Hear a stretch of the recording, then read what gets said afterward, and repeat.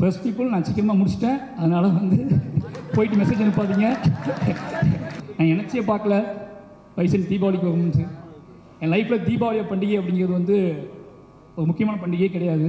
நிறைய விஷயம் என்னோடய ஆர்டிஸ்ட் என்னோடய டீம் பற்றி நான் எனக்கு நல்லா தெரியும். நம்ம கடைசியாக பேசுவோம், டைம் இருக்காதுன்னு சொல்லி. அதனால தான் அந்த ஏவி பண்ணோம். அந்த ஏவியில் வந்து நான் கிட்டத்தட்ட எல்லாத்தையும் பற்றி பேசிட்டேன். இப்போ அடுத்தடுத்த இன்டர்வியூவில் நம்ம அவங்கள பற்றி பேச போகிறோம். அதனால் என்னுடைய எல்லா ஆர்டிஸ்ட்டுக்கும் ரொம்ப நன்றி. முக்கியமாக நான் வந்து படத்தை பற்றியும் இந்த படத்துக்குள்ளான விஷயங்களை பற்றி நான் உங்களுக்கு பேசிடலாம் நினைக்கிறேன். ஏன்னா இவ்வளோ நேரம் இவங்க பேசாத விஷயத்தை நான் பேசினா தான் உங்களுக்கு பிடிக்குன்னு தெரியும் எனக்கு. ஃபஸ்ட்டு இந்த மேடையில் நான் உங்களுக்கு அறிமுகப்படுத்த ஆசைப்பட்றேன். இந்த படத்தின் மூல காரணம், இந்த படம் உருவாவதற்கு, இந்த படம் வந்து இவ்வளோ பெரிய விஷயமாக நான் வந்து இந்த படம் பண்ணணும்னு ஆசைப்படுறதுக்கு எல்லாத்துக்குமே காரணம் மனத்தை கணேசன் அப்படிங்கிற என்னோடய அண்ணன் தான். சின்ன வயசில் என்னோடய ஹீரோ அவர் நான் கபடி வெறி பிடிச்சி அலையும் போது அவர் பேர் கேட்டு ஓடியிருக்கேன். அவர் போஸ்டர் பேரில் ஒட்டியிருக்கேன், செவத்தில் அவர் பேரை எழுதியிருக்கேன். பின்னாடி ஒரு காலத்தில் நான் வளர்ந்து வந்து படம் எடுத்து அவர் வாழ்க்கையை நான் அவரோட இன்ஸ்பயராக வச்சு படம் எடுப்பேன்னு நினச்சி பார்க்கவே இல்லை. அவர்கிட்ட போய் சந்தித்தேன். சந்திக்கும் போது அண்ணா மேடைக்கு வரும் கணேசண்ணா.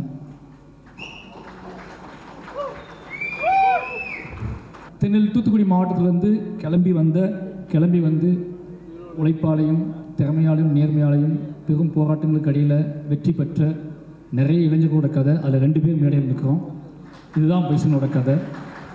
இந்த நேரத்தில் ஏன்னா தெரியல எனக்கு என்னென்னா என்ன சொல்கிறதுனா ரொம்ப எமோஷ்னலான நேரம். நான் அங்கேருந்து கிளம்பி வந்து இவ்வளோ நாள் என்னோடய கதையை சொல்லிகிட்டு இருந்தேன், எல்லாம் கேட்டுக்கிட்டு இருந்தீங்க.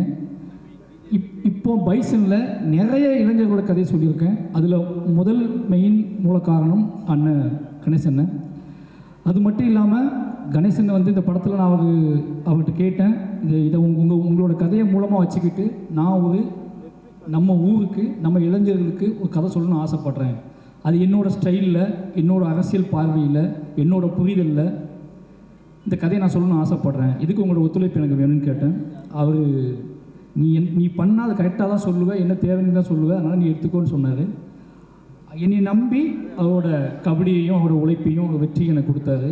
முழுக்க இந்த படத்தில் அவரோட கபடியும் வெற்றியும் உழைப்பையும் எடுத்துக்கிட்டு, அது மட்டும் இல்லாமல் என் கூடவே வந்து முழுக்க துருவியும் சரி, மொத்த கபடி டீமையும் சரி, இந்த கபடியை உருவாக்குறதுக்கு அண்ணன் தான் காரணம். எனக்கு கிரவுண்டு போடுறதுலேருந்து எல்லா வேலையும் அவர் பார்த்து கொடுத்தாரு. நிச்சயமாக அண்ணன் எது சொல்கிறது, அவர் இல்லை அப்படின்னா இந்த படத்தை எடுத்துக்க முடியாது. அதான் மெயின் ரீசன். ஒரு பெரிய தூணாக இருந்து என் கூடவே வந்து பண்ணார். ஆனால் அவருக்கு எனக்கு என்ன கதை பண்ணிகிட்டு இருக்கேன் அண்ணெலாம் தெரியாது. நம்ம கபடியே படம் பண்ணிகிட்டு இருக்கான்னு தான் தெரியும். என் மேலே முழு நம்பிக்கை வச்சார். இந்த படத்தோட வெற்றி, இந்த படத்தை ப்ரொடியூசர்ஸ் பார்த்தாங்க, ரஞ்சித் அண்ணன் பார்த்தாரு, என்னோடய டைரக்டர் பார்த்தாரு, என்னோடய நண்பர்கள் பார்த்தாங்க, என்னோடய அசிஸ்டன்ட்ஸ் பார்த்தாங்க. இவங்க எல்லோரும் என்னை படம் பார்த்து முடித்த உடனே பயங்கரமாக ஒரு சக்ஸஸ் ஃபீல் கொடுத்து ஹக் பண்ணிட்டு போனாங்க. பட் அந்த படத்தை இவர் பார்த்துட்டு என்னை கட்டிப்பிடிச்சி முத்தம் கொடுத்தது தான் என்னோடய பெரிய வெற்றியாக நான் பார்த்தேன். அந்த இரவு நாங்கள் 2 பேரும் தனியாக இருந்து அந்த முழு இரவையும் கொண்டாடணும். அந்த இரவில் தான் அந்த படம் ஒரு வெற்றி அடைஞ்ச படமாக நான் உணர ஆரம்பித்தேன். ரொம்ப நன்றி. பைசன் ரொம்ப எமோஷ்னலான படம். முதல்ல நான் சொல்லிட்டேன், மறுபடியும் சொல்லிட்டேன், எல்லாத்துக்குமே நன்றி. கபடி பிளேயர்ஸ் அண்ட் டீம், என்னோடய அசிஸ்டன்ட் டைரக்டர்ஸ், என்னோட ஆக்டர்ஸ் எல்லாத்துக்குமே நன்றி. ரஞ்சித் அண்ணா, அந்த நாள் ஞாபகம் மறக்கவே முடியாது. பெருமாள் நான் வந்து நீங்கள் ஃபஸ்ட்டு பார்த்துட்டு ஒரு மழை நாளில் எனக்கு லவ் யூ மெசேஜ் அனுப்புனீங்க. அந்த நாள்லேருந்து இந்த பயணம் தொடங்குது. அன்னையிலேருந்து நான் நம்பிக்கையாக எல்லாம் பண்ண ஆரம்பித்தேன். நீளத்துக்கு திருப்பி நான் படம் பண்ணணும் அப்படிங்கிறது உடனே பண்ணணும்னு ஆசைப்பட்டது. அது தள்ளி போயிட்டு இருந்துச்சு. அது பெரிய என்ன சொல்கிறது, எனக்கு அது பெரிய பெயினாகவே இருந்துச்சு, குற்ற உணர்ச்சியாகவே இருந்துச்சு. ஏதோ பெரிய வாழ்க்கையில் தப்பு பண்ணுறோமோன்னு தோண்டிகிட்டே இருக்கும். ஏதோ வழியில் பைசன் பண்ணிட்டேன். பைசன் நான் ஸ்டார்ட் பண்ணும்போது ரஞ்சிதனாட சொன்னேன், வேறு ஏதாவது கதை பண்ணலாம், இது ரொம்ப கஷ்டம், சொல்ல முடியாது. இந்த படத்தோட போக்கு வந்து உங்களுக்கு எனக்கும் கூட சண்டை வந்து ரொம்ப பயமாக இருக்கேன். அந்த பட்ஜெட் இஷ்யூலாம் வரும்போது இந்த படத்தை வேறு ஒன்று பண்ணலாம், வேறு ஏதாவது படம் பண்ணலான்னு சொன்னேன். அப்போ அண்ணன் சொன்னார், டேய் இந்த படம் இப்போ பண்ணலாம், எப்படா பண்ண போகிறேன், இந்த படத்தை நீ பண்ணு பார்த்துக்கலாம், இந்த படம் பண்ணியே ஆகணும். இன்றைக்கி நம்ம 2 பேரும் சேர்ந்துருக்கோம், நம்ம மறுபடியும் சேர்றோம் அப்படின்னா நீ சமூகத்துக்கு நம்ம என்ன கொடுக்கணும் அப்படின்னா இந்த மாதிரியான காத்திரமான ஒரு படம் தான் கொடுக்கணும். இந்த படம் ஸ்டார்ட் பண்ணதுனாரு. அதுக்கப்புறம் முழுக்க சுதந்திரம் தான். எப்போவுமே எனக்கு ரஞ்சித் எவ்வளோ தெரியல, அதே ரஞ்சித்தன்ட்டு ஆரம்பிச்சதுனால எல்லா ப்ரொடியூசருமே ஒரு பெரிய சுதந்திரம் கொடுப்பாங்க. இந்த படத்துலேயும் அந்த மாதிரி சுதந்திரம் தான். அப்ளாஸும் சரி, நிலம் ஸ்டுடியோஸும் சரி எல்லாரும் மிகப்பெரிய சுதந்திரத்தை கொடுத்தாங்க. அந்த மிகப்பெரிய சுதந்திரத்தின் அடிப்படையில் எடுத்தது தான் பைசன். அதனால் எல்லாத்துக்கும் ரொம்ப நன்றி. பைசன் சொல்லணும் அப்படின்னா துருவோட உழைப்பு மற்றவங்களோட எல்லாத்தையும் பற்றி எனக்கு பேசுறதுக்கு நிறைய மேடைகள் இருக்குது, என்னோடய இன்டர்வியூஸ் இருக்குது. ஆனால் ரொம்ப நேரம் ஆகிடுச்சு. அதனால் வந்து எல்லாத்துக்குமே ரொம்ப நன்றி. சொல்ல வேண்டிய விஷயம், முக்கியமான விஷயம் என்ன அப்படின்னா, பைசன் எப்படிப்பட்ட படம் அப்படிங்கிறது தான் முக்கியமான விஷயம். அதை பற்றி நாளைக்கு ட்ரெய்லர் ரிலீஸ் ஆகுது. என் லைஃப்பில் நான் ரொம்ப தூரம் ட்ராவல் பண்ணி நிறைய பிரச்சனைகளை சந்தித்து கிளம்பி வந்துட்டேன். வந்துட்டு நான் வந்து 20 வருஷம் ஆக போகுது. 20 வருஷத்துக்கு அப்புறம் நான் இப்போ திரும்பி பார்த்தா, இப்போ என்னை பார்க்கும்போதெல்லாம் என்ன உங்கள் ஊர் என்ன எப்படி இருக்குது, உங்கள் ஊர் என்ன எப்படின்னு கேட்பாங்க. இங்கேருந்து நான் திருநெல்வேலியை பார்க்கும்போதெல்லாம் ஒவ்வொரு டைம் திருநெல்வேலி போகும்போதெல்லாம் பக்குன்னு இருக்கும் எனக்கு. ஏதாவது வாட்ஸ்அப் ஓப்பன் பண்ணாலே ஏதாவது இஷ்யூஸ் பார்த்துருவோம், வீட்டிலேருந்து அனுப்புறது, ஃபேமிலி ஃப்ரெண்ட்ஸ் அனுப்புறது எல்லாம் பார்க்கும்போதே அவ்வளோ எமோஷனலாக இருக்கும். என்னடா பண்ணுறது அப்படின்னு சொல்லி, இது எப்படி சேஞ்ச் பண்ணுறது, இது என்ன, இதை பற்றியான டிஸ்கஷன் எப்படி மாற்றுறதுன்னு தோண்டிகிட்டே இருக்கும். அதுக்கு நான் எடுத்த டூல் தான், அதுக்கு எடுத்த இந்த மாதிரியான விஷயத்தை நம்ம எப்படி அணுகிறது, இவ்வளோ பெரிய ஒரு போர் சூழலில் இருக்கக்கூடிய என்னோடய ஊரை பற்றியான ஒரு புரிதலை இன்றைக்குள்ள இளைஞர்கள்ட்ட நான் எப்படி கடத்துறது, அது என்ன மாதிரி படம் பண்ணுறது அப்படின்னு யோசிச்சுட்டு இருக்கும்போது தான் எனக்கு கிடைச்ச ஒரே டூல் அனைத்து கணேசனன் டூல். அவரை எடுத்துக்கிட்டு நாம் நம்மளோட கிராஃப்ட்டு, நம்மளோட சினிமா, என்னோடய அரசியல் பார்வை, என்னோடய புரிதல் இதெல்லாம் வச்சுக்கிட்டு நம்ம ப்ளே பண்ணி ஒன்று முடியுமான்னு பார்ப்போம், ட்ரை பண்ணி பார்ப்போம்னு சொல்லி எழுதப்பட்டது தான் பைசன் திரைக்கதை. பைசனுக்குள்ளே நிறைய இளைஞர்கள், தென் மாவட்டத்தில் உள்ள நிறைய இளைஞர்கள் இருக்காங்க. வெற்றி பெற முடியாமல் போன, வாழ்க்கையை தொலைச்ச நிறைய இளைஞர்களோட கதை இருக்குது. இந்த கதை உண்மையாகவே என் லைஃப்பில் என்னோடய ஆகச்சிறந்த என்னோடய அரசியல், நான் என்ன நினைக்கிறேன்னா, என் ஊருக்கு நான் ஏதாவது செய்யணும்னு நினச்சேன். என் ஊரை பற்றி இவ்வளோ வெற்றி அடைஞ்சதுக்கப்புறம், இவ்வளோ புகழ் அடைஞ்சதுக்கப்புறம், இவ்வளோ பணம் சம்பாதிச்சதுக்கப்புறம் நீ உன் ஊருக்கு என்ன பண்ணுன்னு கேட்டிங்கன்னா, என் ஊருக்காக நான் பண்ணது, என்னோடய மாவட்டத்துக்காக பண்ணது, என்னோடய மக்களுக்காக பண்ணது, ஒட்டுமொத்த தென் தமிழ்நாட்டுக்காகவும் ஒருத்தன் வந்து அந்த தென் தமிழ்நாட்டோட அரசியல் புரிதலை மையப்படுத்தி பண்ண ஒரு படம் தான் பைசன். முழுக்க இந்த படம் அதுக்கான படம். என்னோடய ட்ரிபியூட் தான் இது, என்னோடய எமோஷ்னல் தான், என்னோடய அதிகபட்ச என்ன சொல்கிறது, இந்த உச்சபட்ச எமோஷ்னல் இது. எப்படியாவது இந்த படம் இது எவ்வளோ பெரிய ஹிட் ஆகுது அப்படிங்கிறத தாண்டி இது என்ன மாதிரியான தாக்கத்தை ஏற்படுத்துது, இது என்ன மாதிரியான எமோஷனலை ஏற்படுத்துது, இது என்ன மாதிரியான கனெக்டிவிட்டியை ஏற்படுத்துது, இது என்ன மாதிரியான ஒரு முடிவுக்கு வருது இந்த படம் அப்படிங்கிறத வந்து அதை பார்க்கறதுக்காக நான் வெயிட்டிங். அதுக்கு மட்டுமே நான் வெயிட் பண்ணுறேன். இந்த 17th அப்படிங்கிறது வந்து எனக்கு வந்து வெளியே வர ஆடியன்ஸ் படம் நல்லா இருக்குன்னு சொல்கிறத விட, படம் ஹிட்டு, படம் சூப்பர் ஹிட்டு, படம் ஃபாஸ்ட்டாக இதெல்லாம் தாண்டி எனக்கு இந்த படத்துக்குள் பேசப்பட்டிருக்கக்கூடிய விஷயத்தை என்னவா தமிழ் சமூகம் எடுத்துக்குது அப்படிங்கிறத தெரிஞ்சுக்கிறதுக்காக ரொம்ப ஆர்வமாக இருக்கேன். அதுக்கு காரணம் நாங்கள் அதாவது என்னது, அதுக்கு முக்கிய காரணம் இன்றைக்கி வாழ்க்கை சூழல் தான்.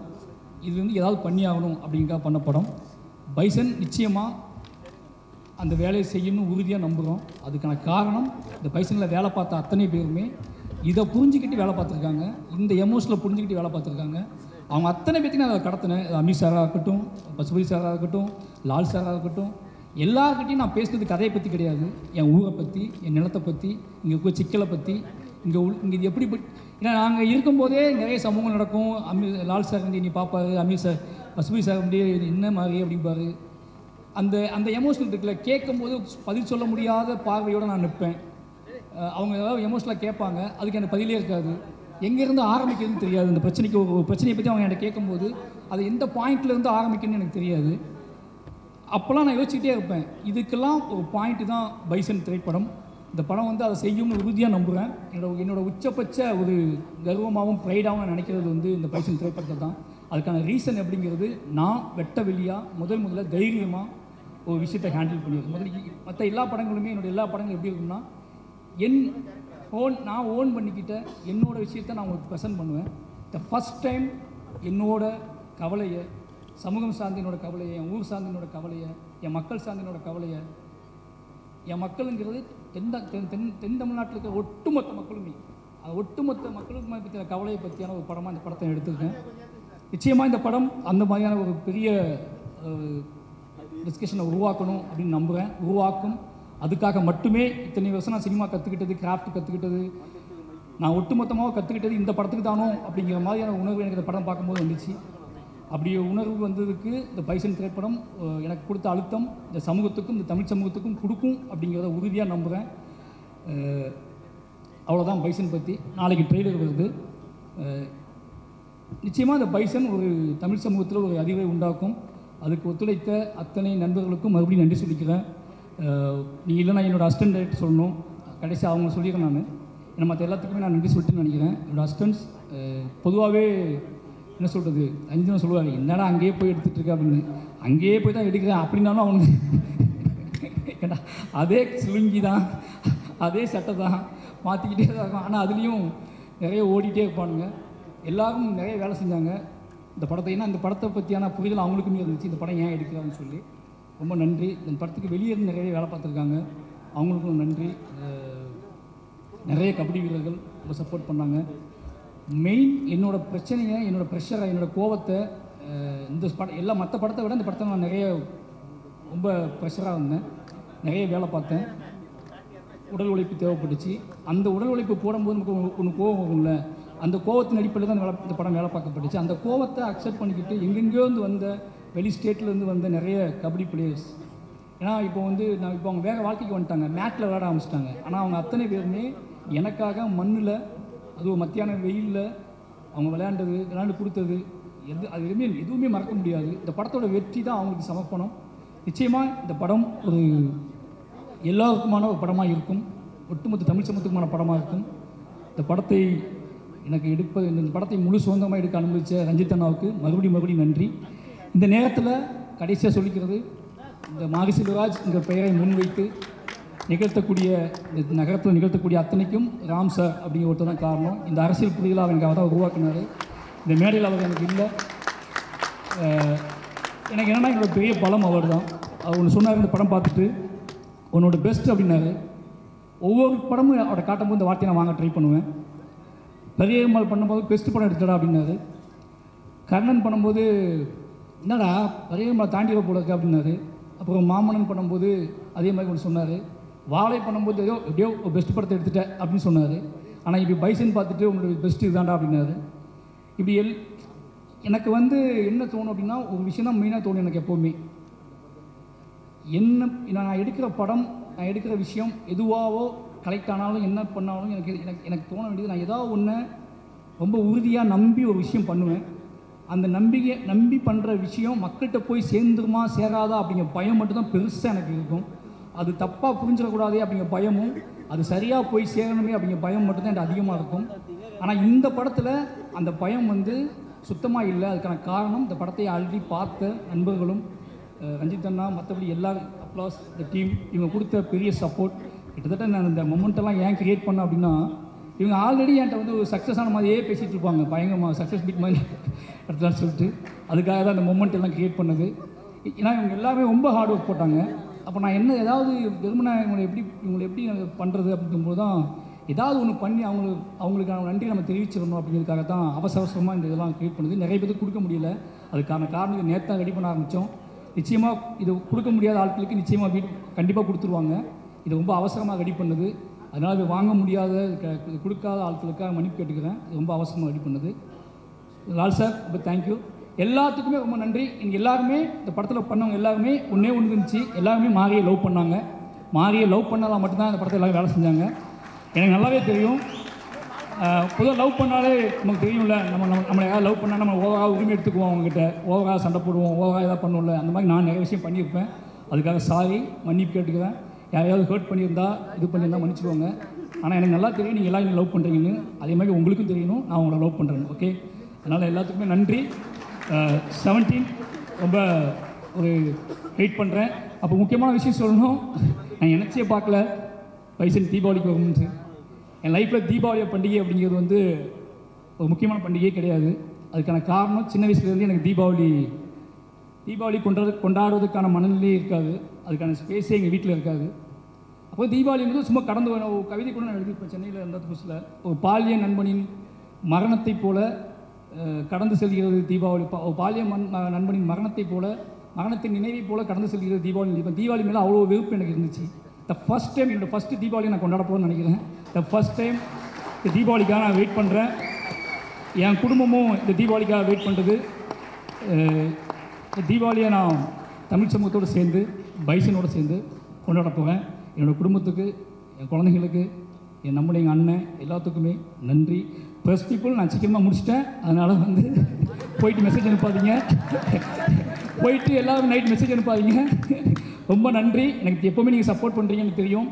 என்னை ரொம்ப நம்புவீங்க, என்னை ரொம்பவே லவ் பண்ணுறீங்க, என்னை ரொம்ப நம்புவீங்க. என்னோட மீடியா வந்து தொடர்ந்து என்னை ரொம்ப நம்புதுன்னு எனக்கு தெரியும். உங்களுக்கு நம்பிக்கையை காப்பாற்றுற ஒரு படமாகவும் ஒரு மனுஷனாகவும் தொடர்ந்து இருப்பேன். ரொம்ப நன்றி.